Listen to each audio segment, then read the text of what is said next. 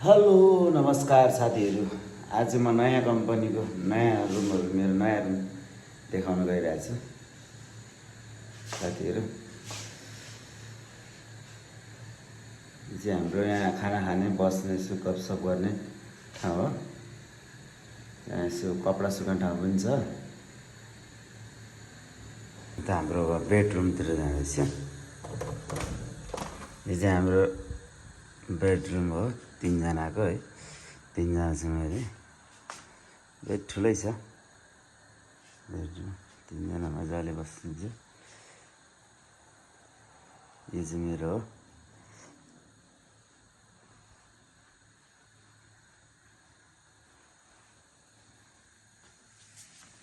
बिचमा खाली ठाउँ पनि छ, टक्कसँग बसेर गफ गर्ने।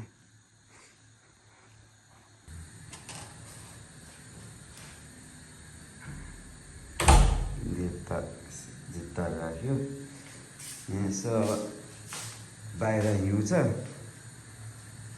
कपडा सुक्दैन नि, सुकायो।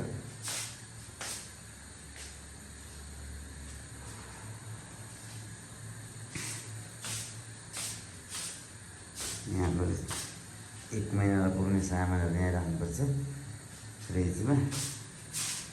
यो चाहिँ हाम्रो टोयलेट हो।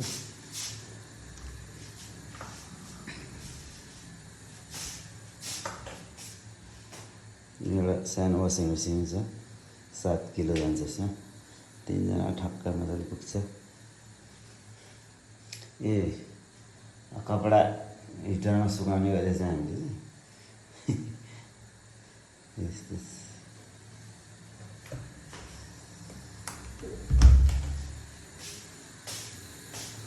अब हाम्रो किचन सानो छ, सुक्क गरेर।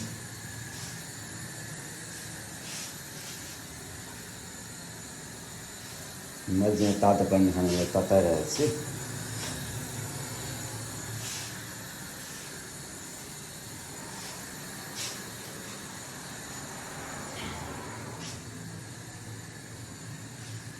जोस् पहिलाको भन्दा एकदम राम्रो छ, कम्पनी पनि राम्रो छ।